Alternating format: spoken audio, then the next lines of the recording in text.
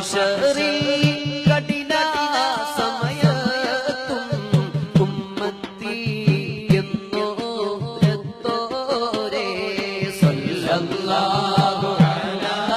മുഹമ്മദ് സല്ലല്ലാഹു അലൈഹി വസല്ലം നബിയേ മുഹമ്മദ് നബിയേ ബിമാരിയുള്ള